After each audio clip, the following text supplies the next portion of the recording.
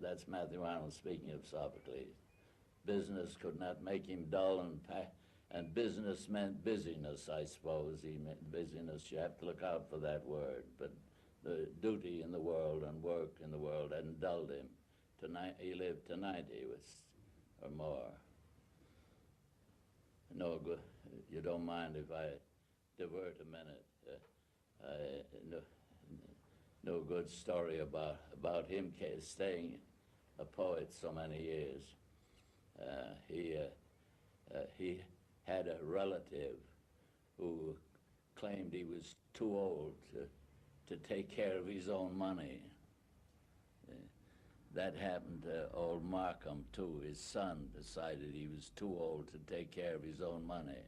He wanted the money, you see, and he dragged him into court about it. And someone, whoever it was, dragged Sophocles into court as a too old a man to take care of himself. And the judge said to him, "Have you been writing anything, Mr. Sophocles, lately?" And he said, yes, he had. He said, "Will you read us something?" And he said part of a poem. The judge says, "Case is dismissed." I wonder whether That's an ancient story that Cicero tells. Good point. My point of view. There's a young man who's been anxious to say something. Shmuel? No? Okay. No. You're accusing him. No. A question. Yes. I'd like to get back to what Mr. Frost said about the question of leisure. What would people do their leisure?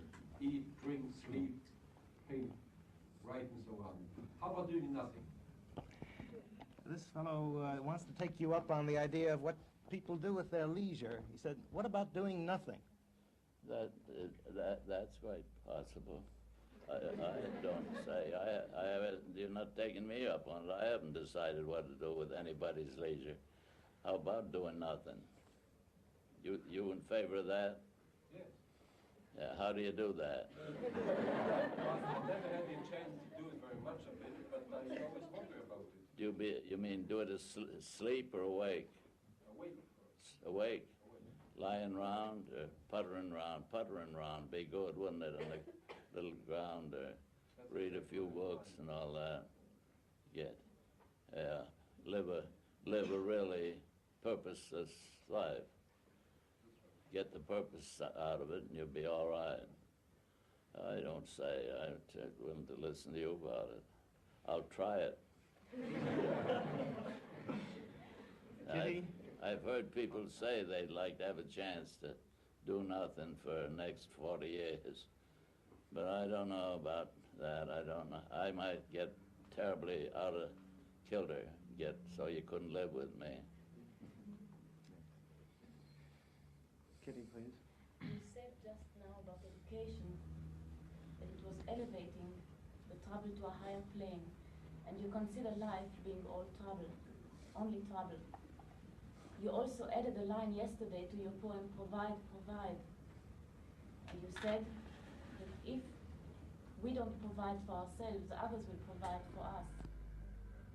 But somehow these two remarks, do they fit into the general idea, to the general attitude in your poems, expressed in your poems? Because generally we don't feel that negative attitude. Wish I heard it better. Yes. That was a rather complicated question, I would say. She said, on the one hand, you spoke of raising troubles to a higher plane, and on the other hand, she remembered the line you added to the Provide, Provide poem, which seems to go in another direction. And why does it? I wonder. Let her tell you. Why don't they go together? And how would you like that? My saying that at the end of it, goes like this. A second. Better to go down dignified with boughten friendship at your side, boughten friends, than none at all. Provide. You better be thinking of that. You better have a little something. The only trouble with that is if you have too much, they wish you were dead so they could get it. You know. Well, this is a mixed thing, isn't it? That's what you mean. And then I said, to provide, or somebody else will provide for you. And how will you like that? You know. Well, that's my scorn of all this talk about everybody being taken care of. You know, the helpless old will be put in the hospital, and the helpless young will be sent to this university. And they're all helpless. They don't talk about anybody that isn't helpless. And I'm in favor of paying a little attention to the helpful. Of course, the central core of that is the helpful and the helping the helpless at both ends. And I'd rather be one of those as long as I can. I hate to be retired at 65. You know, stop being helpful and put on the helpless list. And it hell. I'd have to take it like a philosopher if I did. You know, whatever your fate is, you want to take it like a man. If you succeed in anything, you don't want to be made a fool of by that. And if you fail at anything, you don't want to be made a fool of by that. See, that's the height of nobility, not to be made a fool of by success or failure, either one. And you can tell a fool right away from failure, and you can tell a fool pretty just same from success, head turned and all that, you know. But one of the worst is a person that fails and talks about it too much, too many excuses and all that, makes a bad spirit, bad picture. And I know someone who gets into public trouble, serious trouble, and it's terrible to see him become a talkative man. You know, that's the tragedy. Doesn't take it like, you know. One of the great things about Robert E. Lee was that he took his defeat so perfectly. You see? Never said a word, never blamed anybody, never said a word. Other people talked and argued about the war, wanted to live it over, you know, not a word. Went and sawed wood. He became college president. Lived a short life, but no silent. Others ignominiously tried to drag him into talking, but no. But that you got to remember. Yes, please. I've heard several modern writers say that they're not so sure of who they're writing for. They don't have a clear idea of a response, of a responding audience.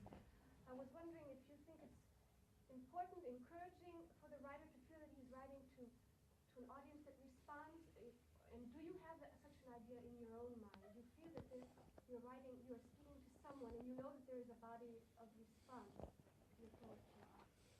This young lady asks about the writer's feeling about the response of his audience, the problem of that with modern writers, and how you feel about it. Having them like it, you mean? Or just responding. Boo. Boo, yeah. Is there any reaction for or Oh, against? of course, the response is a very different thing. I don't wonder what you think about all that, what you've noticed about it. I never saw audiences, of course, until I was 50, say, and I've grown very aware. You know, one of the dreams, the only dream I ever couldn't bear was one I've had twice, that I came into an empty hall and didn't know which way to talk. And to not have them interested in what you're doing, class, and not have you looking my way and paying attention to see anybody going to sleep just would kill me. Same with the class. If there's anybody from being away or out, you know, came into my class sleepy, as soon as I saw I could catch his eye, I sent him out of the room.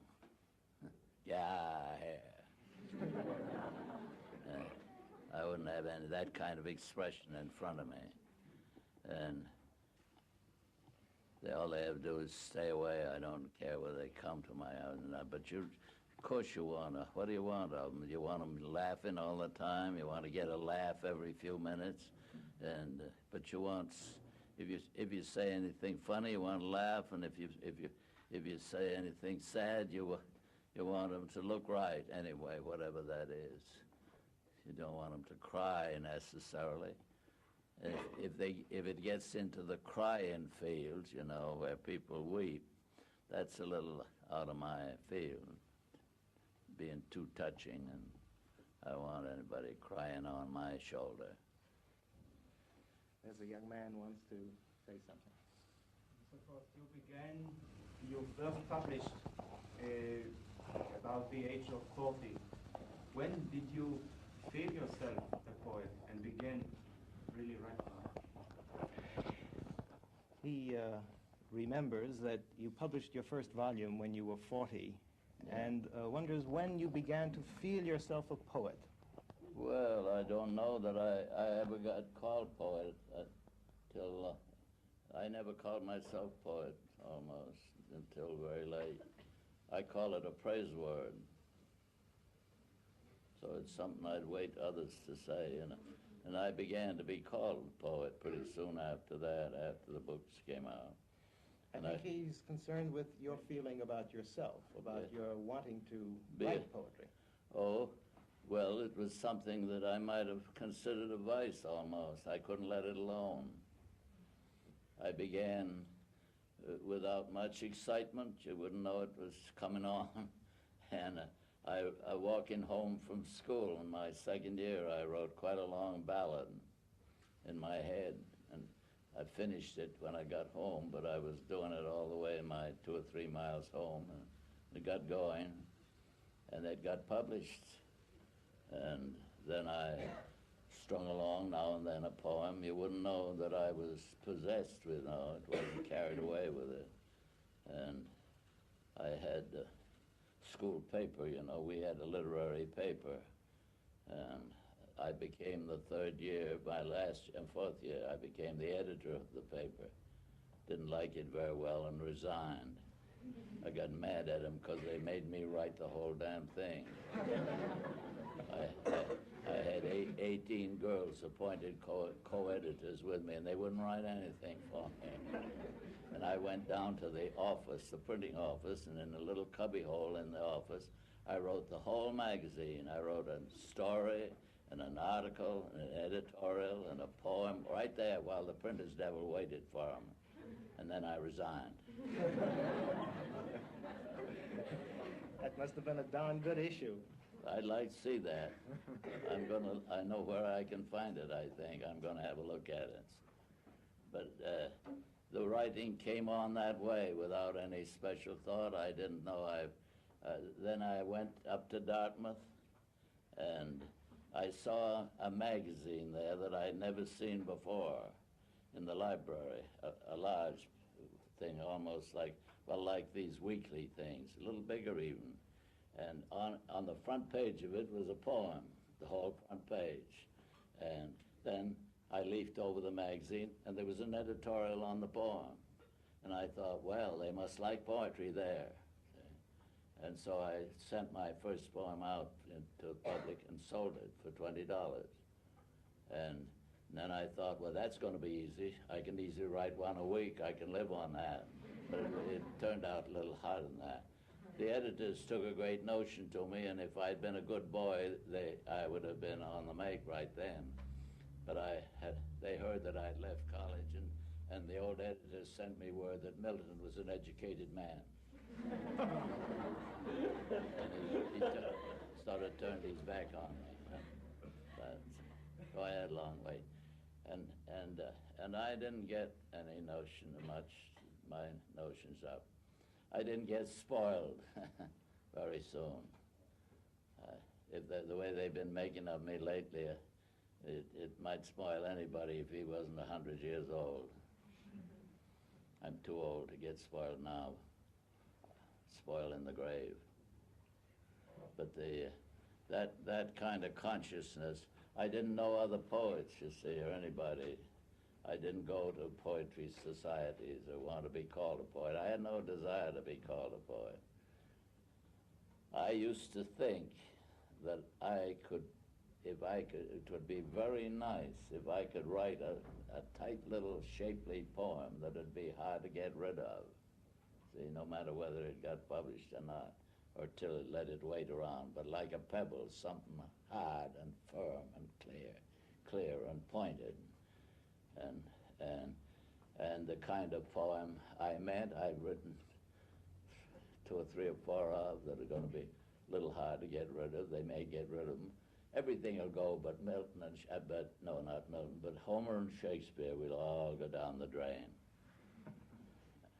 So but that's a very interesting question. I see so many that would give anything to get into a poetry society and get called a poet. I had none of that. I didn't know enough to have it, I think. I just was free of all that. I wanted to get along and get by on a living, you know, and living some way or other. And I came to see very soon that I wasn't going to make, right then, a living out of writing. So I had to do a little of that, a little of this, that, and the other. And I always did what I did all right, but I always got out of it if it began to stop me altogether, you know. If I didn't write, if I had a spell of 6 months where I didn't write anything, I was apt to sneak off, get another job, or start something else, go on a newspaper. I wrote 2 or 3 times on a little newspaper job. We called it paragraphing then. They call it column writing now. I wrote a little on the paper. I was a reporter. Didn't do very well as a reporter. Wasn't much good about getting around town, getting things. So they let me gravitate to the editorial page. And I worked in the mills. I didn't care what it was. And I worked in the mills. There's a poem about that. I worked in one of the big mills in Lawrence, on the electric lights. And that was a fine kind of leisurely job. You had hard work in dark weather, taking care of all the lights over a big mill. But there'd be bright weather when we had very little to do except polishing up the brass works and waiting around. And I always had in my hip pocket something to read. And I had a very good time there. But one day I came a few minutes late, and they always locked you out for half an hour and docked your wages, and that made me mad. And I just walked right on out in the country and got a school to teach. And I went to that school, little country school. I did that about, I think it's on the record. I'd like to see that certainly, but I think I went out there when I got impatient with something and got a job for the spring term 3 times.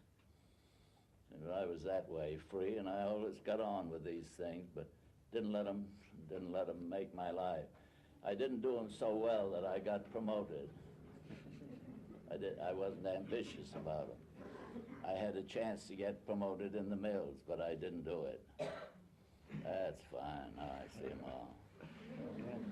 They've been looking at you, and now you can take a good look at them. Yeah. Smiling There's faces. somebody way back there wants to ask you something. Yes? What is your notion of a higher plane of living? Well, he's asking about what you said about raising troubles to a higher plane. He'd like to know a little more about what that higher plane means. Well, just what you know, what you see in all the great literature, great art, and and the humanities that you study, you know, the humanities would be a good name for it. The book of the worthies, the story of people that have been admired and for their great ways, in their great way of carrying themselves in the troubles of the world. Man, it could be for me just a kind of storybook of the worthies, the great people. And for instance, there's a name come into my head, Timoleon, and sometimes I think of him when he lived in Corinth. He was a Corinthian and a soldier, as they all were in those days. and all the towns were overpopulated, and all the boys were willing to go away as mercenaries to fight anywhere, anything for a fight. And they went all over the world. They went way up into Egypt and all that. But this Timoleon heard of the republics in Sicily that had been overthrown, one after another. A great man rose and took possession of them. That's what they call guided democracy. See, that's the new word for it we have now. They have it in Cuba, and they have it in some other places. And a guided democracy, but very much guided. And it means, in the Greek name for him was a tyrant. And the democracy diminishes, of course, as it's a kind of a false democracy.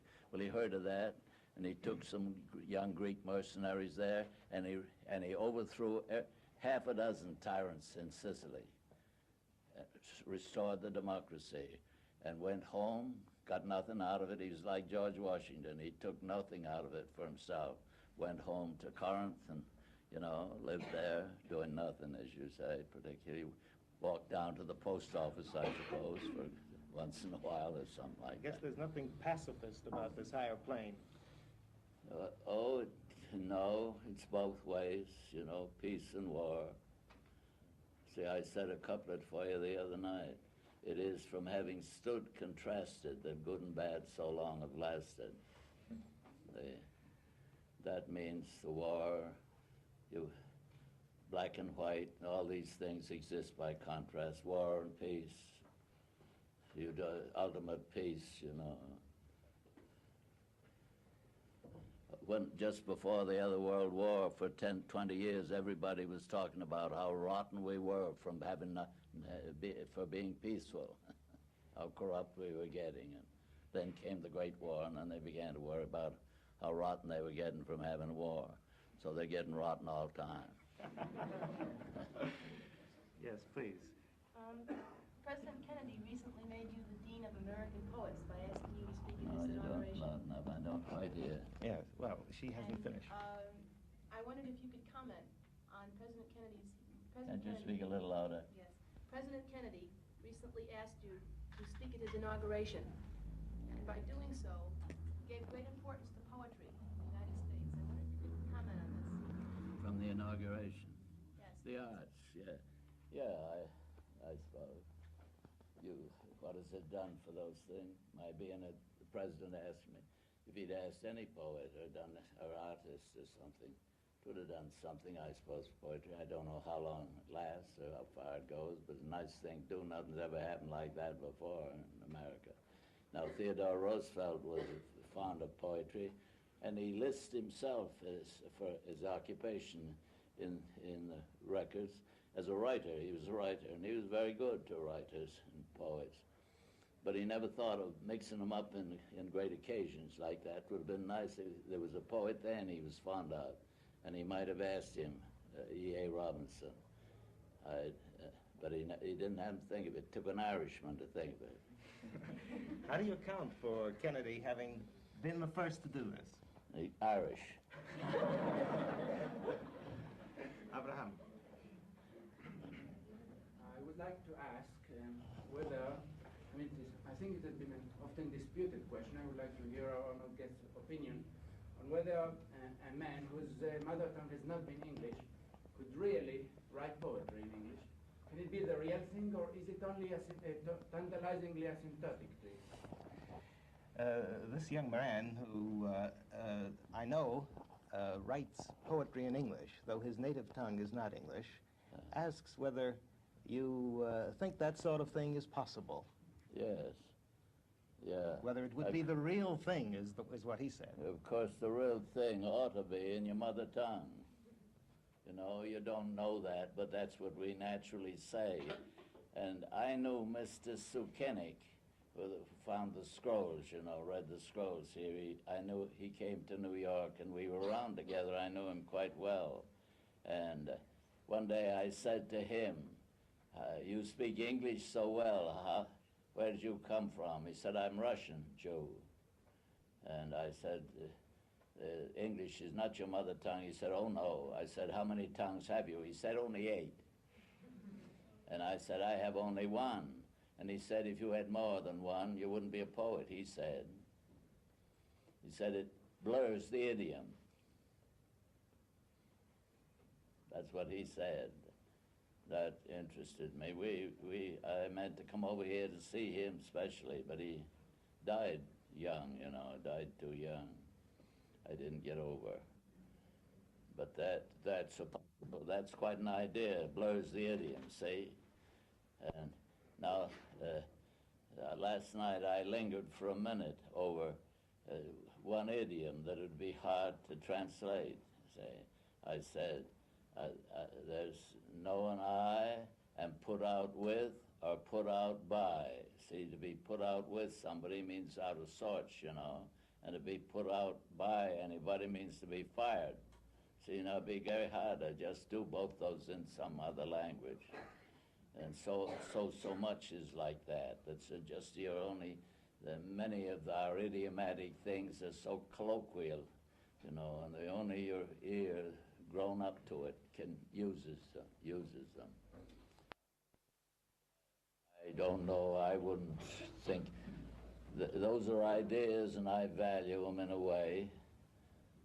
My mother tongue is mine, that's all. Some people go so far with that, they get slangy, you know, with their mother tongue, get slangy, and you don't want to do that. There's no, that some people think that's the American language to talk slangy and say would of instead of would have. Woo. Edwin, please. Mr. Frost, I was wondering at what stage in the process of creating a poem do you decide on the rhyme scheme for the poem? Does this come from the original idea? I tried to tell. You're not thinking about that. I never. They say Longfellow spent years deciding what to do his Hiawatha in. Went to, you know, found the Kalevala at last, and you thought that'd be just the thing to do. And that little meter, that little funny little meter, he got out of that.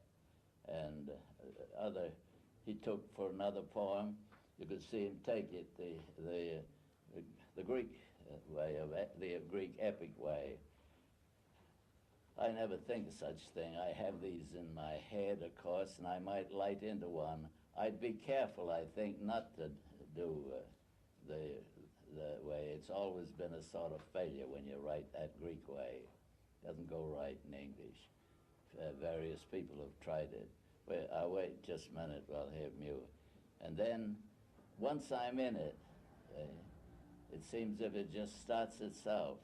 And the first line, see, that's all right. And the next line, that may be a rhyme with it. And I'm in for sort of couplets. And then I go on with that and keep within that and try to make all sorts of different play of sentences within the form that I'm doing.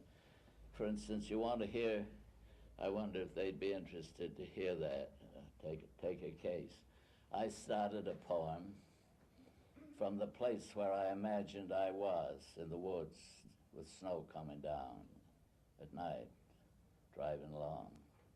I passed, way past, but I've been that way maybe more than once, but I had the sense of woods around me and here, the snow falling and nobody there or the horse ahead. And I started in as if I were talking to myself, probably. Whose woods these are? I think I know. His house is in the village, though, see. Now, I could have gone on making couplets, but I didn't. His house is in the village, though. He will not see me stopping here to watch his woods fill up with snow. Now, I've made a little quatrain with 1, 2, and 4 rhyming, and 3 hanging. Now, that'd be perfectly legitimate for me to leave that hanging, that's a regular thing done, 1 line left hanging, nothing. But just out of, I don't know what, you might call it recklessness, I picked that here up. He will not see me stopping here. I picked that up for my next stanza. My little horse must think it queer to stop without a farmhouse near, between the woods and frozen lake, the darkest evening of the year. Now I've got lake. Now I've done that once, I got to keep on doing it. That's the way it goes. And plunged into more or less, you know, in a spirit of play and recklessness. And then my special pleasure in looking at it is to see how my sentencing fits different ways into the verse form, see? And I want them to be all kinds of sentences, not the same kind of sentence. One that fits the whole stanza, say. For instance, I say in one, don't think I leave, one of the poems I said, don't think I leave for the outer dark like Adam and Eve put out of the park. That's one sentence, you see. And about going away. Sometimes there'd be two sentences in a little stanza. Sometimes 1.5 of a line, and then a little part of a sentence, a little short sentence. And it's fun to look back over the stanzas and see how you sentenced your way through them, and taken all sorts of positions, sentence positions, and the fitness of the sentence, not to have them sound forced or false, you know, sound natural, and that's the art part of it for me. And if you look,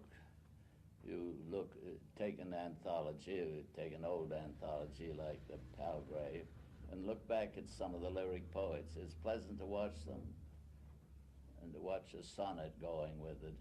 See, when in disgrace with fortune and men's eyes, I all alone beweep, my outcast state beweep, is it, and troubled deaf heaven with my bootless cries, and look upon myself and curse my fate. See the rhymes there and the trouble he's getting himself into. That trouble has to be raised to a higher plane, doesn't it? Yeah, just that's so right there, you see. All this irritating business about the rhyme and meter, you got to sublimate it, see. That's what it means. Lift it up, make it a pleasure to the ear, and a pleasure to contemplate the success of, see, bringing it off, watch him going, see. And he's still, you know, getting on 8-10 lines more, and he's still doing it, you know. He's still walking the tightrope, and then he winds up. And then my state, like to the lark at break of day arising from sullen earth, sings hymns at heaven's gate. And what a wonderful thing to arrive at after starting off that way, you know. And the rhymes all kept, and the meter perfect, and the meter not doggerel meter. Now there's this difference. It's got to be a talking meter. There's got to be something to save it from just be a jingle, you know. Got to have speech in it. And then my state, he says, it's like to the lark at break of day arising, sings hymns at heaven's gate. There's an enthusiasm at the end, you know. He says in so many of the sentences, he says, let's see, with what I most enjoy, contented least, he says. He's saying abject he is. With what I, you know, you're way down. But what I most enjoy, contented least, disgusted with himself. Yet in these thoughts myself almost despising. See another tone there. Haply I think on thee, you know, and then my state goes up. I've heard somebody say it's too bad it went up, it ought to stay down. Criticize the poem. He was a professor. He knew all about it. Rivka.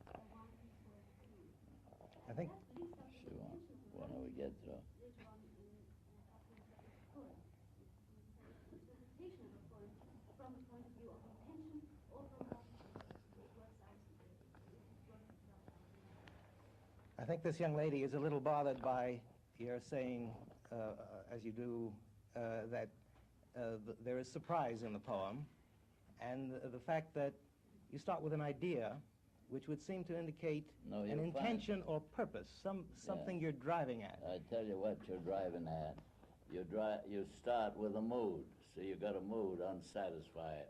You feel as if you can't account for it, like hunger. What do I want, some meat or some sugar? Or do I want some coffee? What's eating me? What's ailing me, you know? And there's a mood, I think, begins the whole thing. It's something that a mood you have to satisfy. And out of that begins to come the edge of an idea. And then the poem is really a discovery of an idea. You come to it, you can feel it beginning. It's a funny thing about that. What do you mean? When does an idea come over you? I often think it's like this. When I come down the street toward a certain kind of person that I've passed many times for, and that I'm used to saying something sassy to, you know, be insults, I'm passing insult, exchange insults with. As I come, I can feel it in my bosom, something I'm going to say, you know, either funny or rude or something. I can see it coming on, and sometimes there's nothing to it, and sometimes pretty good. Sometimes you insult him pretty good.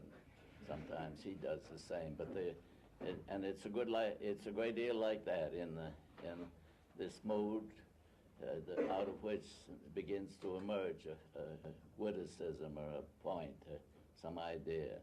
The beginning is a mood. The next thing is an idea, and the rest of it takes care of itself, of course. The thing emerges in the end. See this one I say. I didn't say that through to you and show you the rest of the trouble, what I did. You see, whose woods these are, I think I know. His house is in the village, though. Let's look at it just as rhyme and meter. He will not see me stopping here to watch his woods fill up with snow. You see, those are all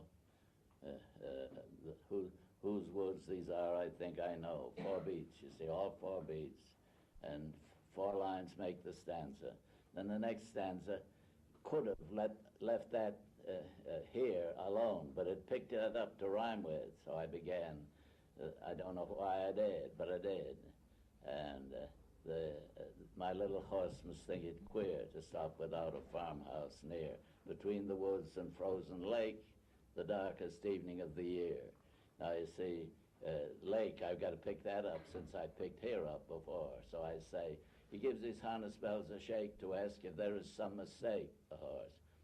The only other sound is the sweep of easy wind and downy flake. That's all taken care of. Now I got to pick up, though, you see.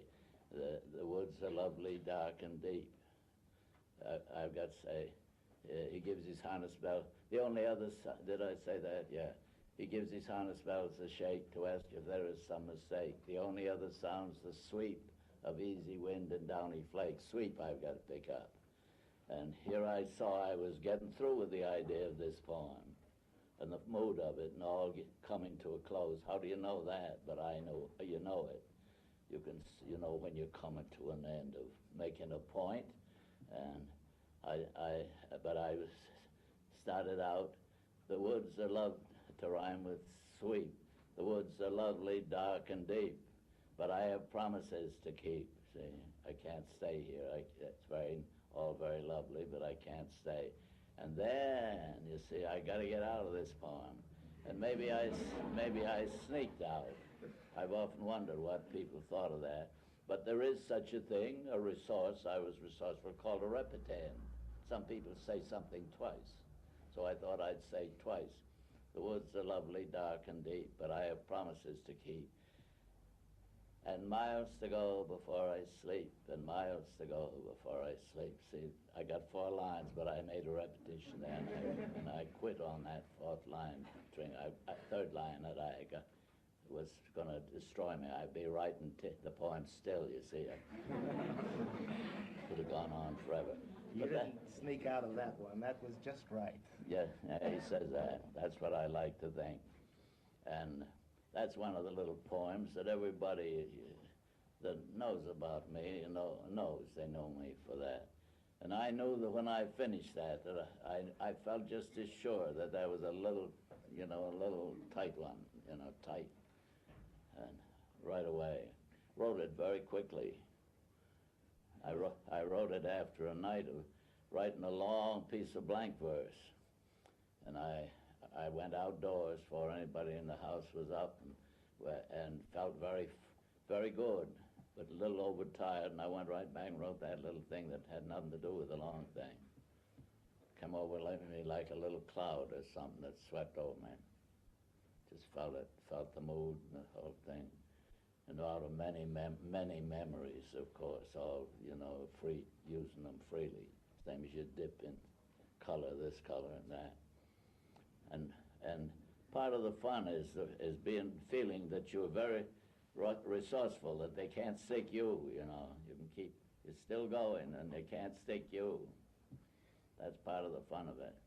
Would you say the good ones come easily? Well, I wouldn't be sure of that, but in my experience, they're apt to be very intense and very firm, but going straight ahead and going there, not faltering around, fussing. And if I get to fussing, I quit. But I do sometimes go on, but as a rule, I quit. And once in a while, when it's going well and I get into a little knot and some difficulty of rhyme or something, I skip it and keep the engines going. I go back to that and fix that sometime. And I sometimes have a good deal of trouble with that little place, a little knot in the wood. And there are prose blank verse things I did. There's one called The Mountain that most people don't know. I always like the people best who know it. And it's one of my favorites because it's 150 lines and I never changed a word in it. 150 lines of blank verse. I think I changed A to thee once in it. Wasn't there someone here that you promised a She wants chance to ask. I know she's been. The question that I had has Didn't you want to ask? answered because it was about to what extent is the creation of the poem spontaneous and to what extent is planned. So it has been answered. She said you answered her question. I did. Yes. Yeah. But that fellow in the back, yes? Sir, you seem rather skeptical about the fate of poets accepting Homer and Shakespeare. How do you feel about other American writers, specifically the younger generation? Well, he noted your saying that Homer and Shakespeare are going to stay with us. Yes, they're the sure ones. But how do you feel about the younger American writers? Oh, I'm all watching them and interested in them, friends among them, and either attracted or repelled, sometimes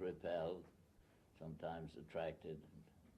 And what you see, it's hard to reach each other.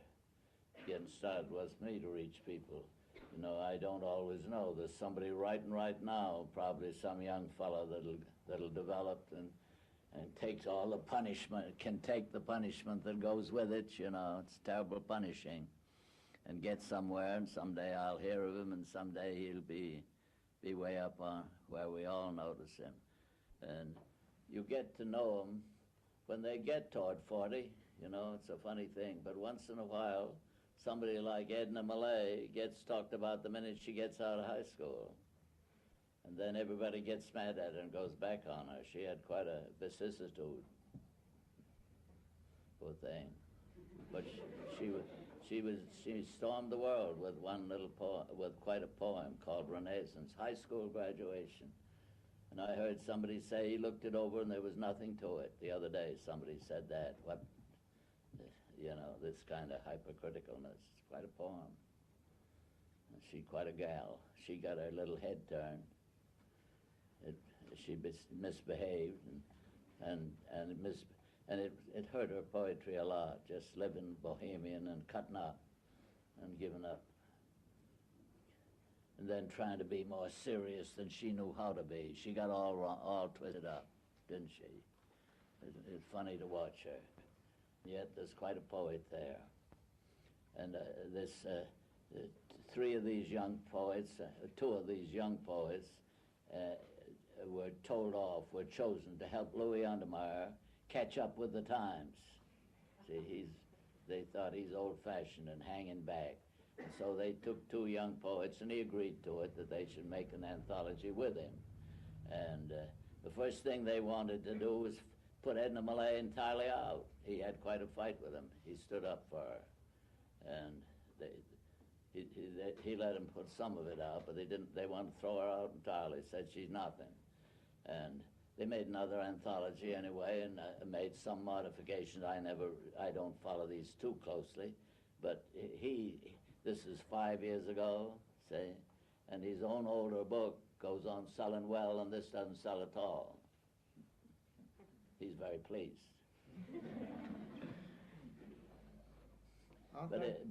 That question is about how we notice the young and how we want to and how hard it is, you know. There's somebody wired me in Washington when I was down there, somebody I know, an unsuccessful novelist and poet. Years. He won a prize once, and he seemed not to have any more success. But he wired me to, while you're there and things are going well for you, why don't you get us all $35 a week? Poor boy. Provide. And we did this with painters, you know, in the New Deal time, in the Depression. They were given, I think it was $30 a week. Anybody who said he could paint could have $30 a week. And then the man that presided over that said to me one day, I knew him, Ned Bruce.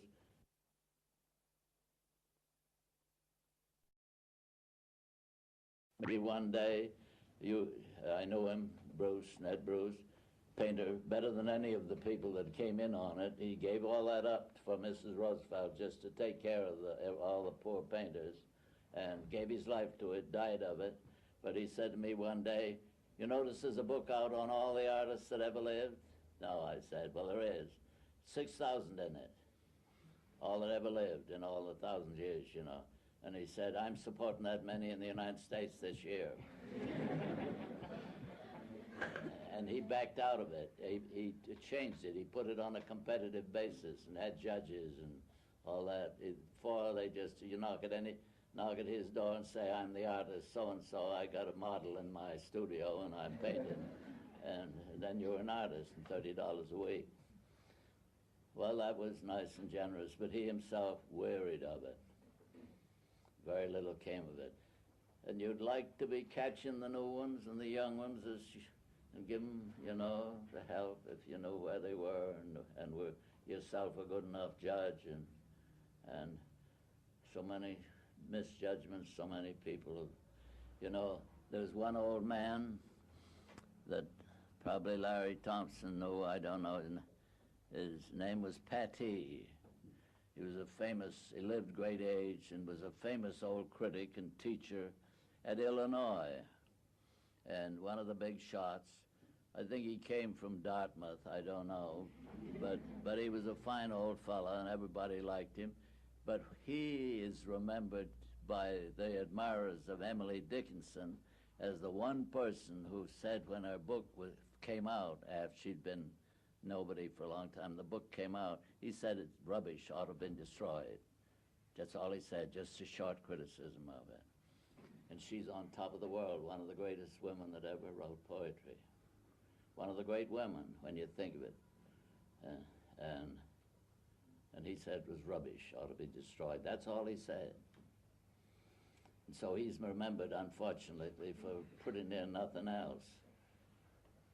That kind of, I'd hate to be remembered that way. I'd hate to miss it as bad as that, you know. That was an awful break.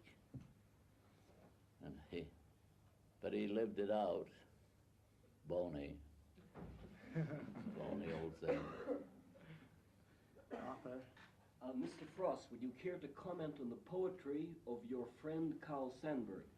Oh, you see, I don't. You'll notice I haven't evaluated anybody. I never done it in class. I never wrote a review. He's a friend of mine. But I leave that to you, and I leave that to critics. I have to tell people lately that I never wrote a review even in my life, never a review. And I've never delivered myself on any contemporary that way. It's not my business, the critic's business. He's a friend, I read him. And I know, amused at what he's doing now. He's writing,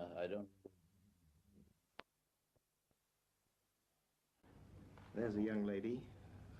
Please.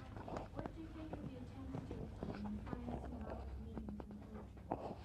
I remember the poem that had the words, I love the dark and deep. I'm just trying to find the meaning of the death wish. She asked about the general idea of finding symbolic meanings in poetry. And she pinpointed it in terms of one of your poems, but I won't mention which. What do you think of it generally? Oh, ask me which. Tell me which. It was the Stopped by the Woods poem, and the line about the woods being dark and deep. Yeah. This teacher said was a death wish. Charlie. Yes. Charlie and I joke about some of this thing. He came clear to Florida. I was down in Florida. He came all the way down to interview me about that poem before he wrote that thing. And then when he said it's a death poem, I said, oh, you mean all poems are death poems. The authors ought to be shot.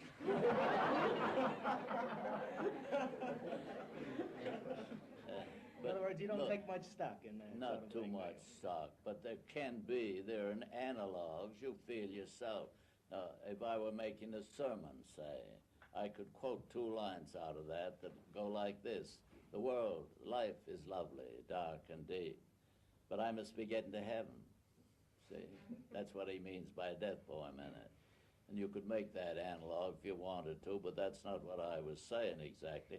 This I might have been, it'd be easier to take it this way, that in company of an evening, I might say this is lovely. We've had a lovely, dark, deep evening together talking, but I got to be taking a class tomorrow morning. I say just like that.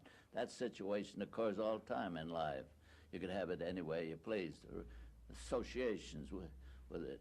That's if he takes it that way lightly. I can do that with anybody's poems. Knock 'em round.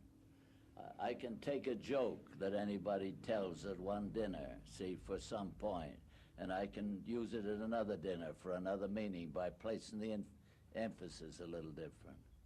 Anecdote, And so there's that in it all, that everything has its, and that word's, although I don't like it too well, everything has many analogs, many things, similar situations.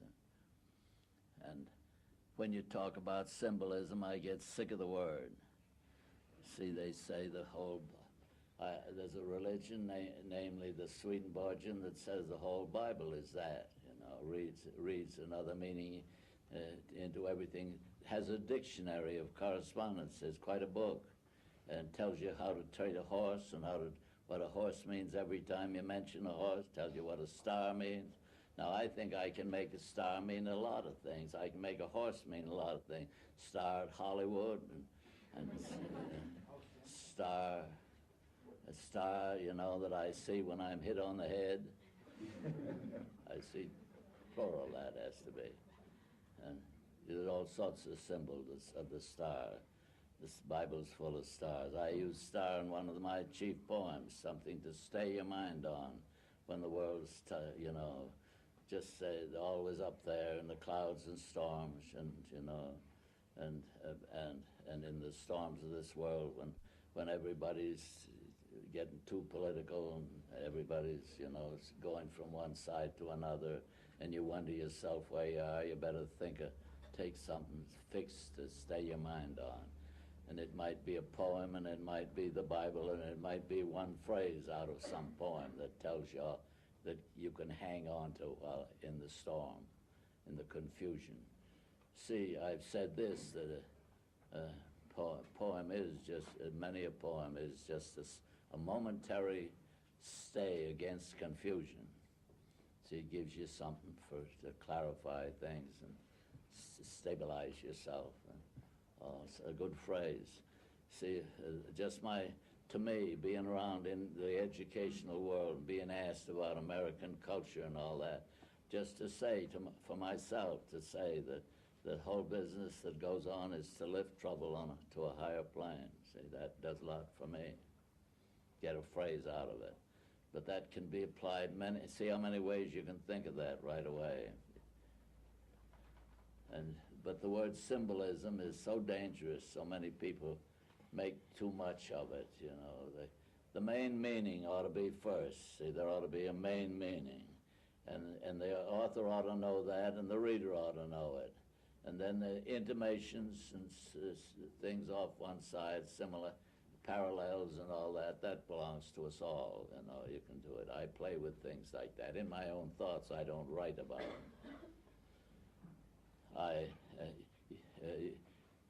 You want to hear one, for instance?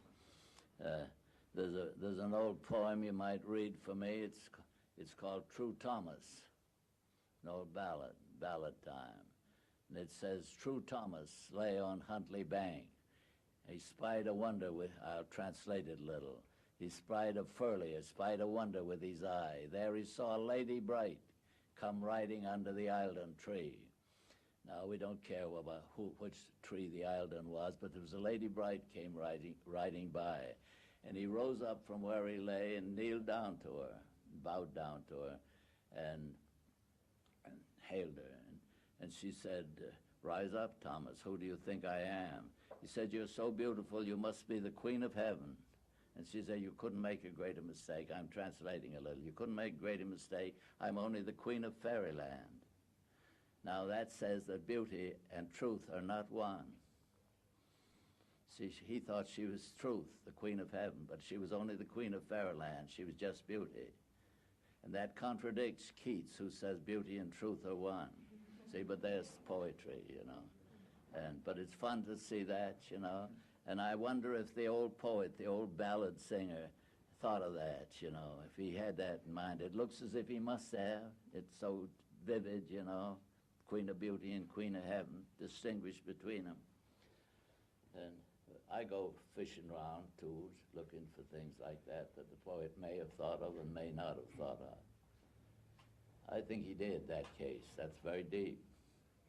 Nobody knows who wrote it, an unknown ballad singer. Then you see all through poems, I hate the word analogy all the time, but they're metaphors. One stanza says something, and then the next one is a sort of parallel thing, like this. Strong is the lion, like a coal, his eyeballs, like a bastion's mole, his breast against the foes. Strong the jeer eagle on his sail, this is almost biblical. Strong the jeer eagle on his sail. Strong against tide, the enormous whale emerges as he goes. All those strong things you see. Then the next stanza says, wait till the light goes down. I can't say it. You get me. Go easy. I say all that strong business. But strong, you know, the lion, strong, the jeer eagle, strong. The greatest line in it, strong, but strong, the enormous whale, knocked me all out. Wait a second. But then I have to begin again to think of it. Strong is the lion, like a coal his eyeball, like a bastion's mole, his breast against the foes. Strong the jeer eagle on his sail, strong the enormous whale. Why did I get lost that? On his course, emerges as he goes anyway, and then seats change. But stronger still in earth and air, and in the sea, the man of prayer, and far beneath the tide, and in the seat, to faith assigned, where ask is half, where seek is find, where knock is open wide. See, it softens, but stronger still is he in earth and air, and in the sea the man of prayer, and in the seat of faith the sign, and so on, far beneath the tide. Now that's just a regular parallel, you see, all those strong things, and then the spiritual strength. And another one, another religious one, that does two stanzas just like that. This is out of, that's out of a long poem. This is out of a long poem. This is called Preparations, how you get ready when the king comes visiting. And it goes, he's getting ready to call it off. Please go on. There's time yet. Say this poem, all right. You know, it tells how you get the house ready if the king were coming to see you. And then it says, wait a minute, I'm watching. Interested in something else.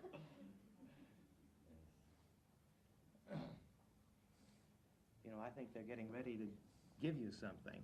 Oh, give me something. Give me hell. No. Mr. Frost, this has been very entertaining, but we do have an engagement that we must go on to. All right. This is usually what women do. They stop everything intellectual that's going on because the housekeeping's got to be tended to. Take that off. They want me to...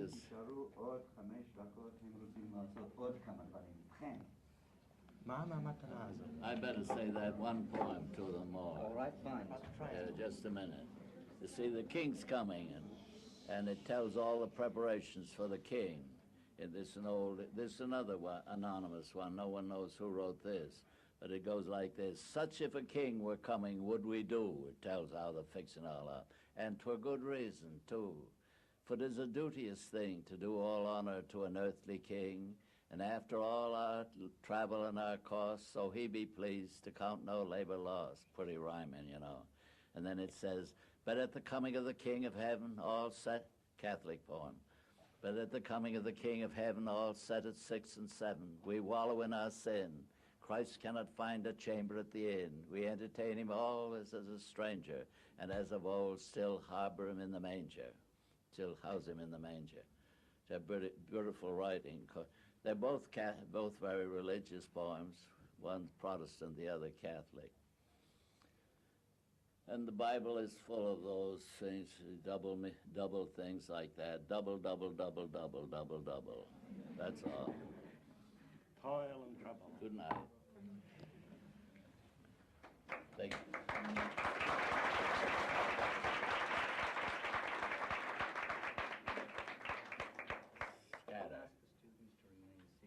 Shall I go first? Yes, if you will. All right, to run away.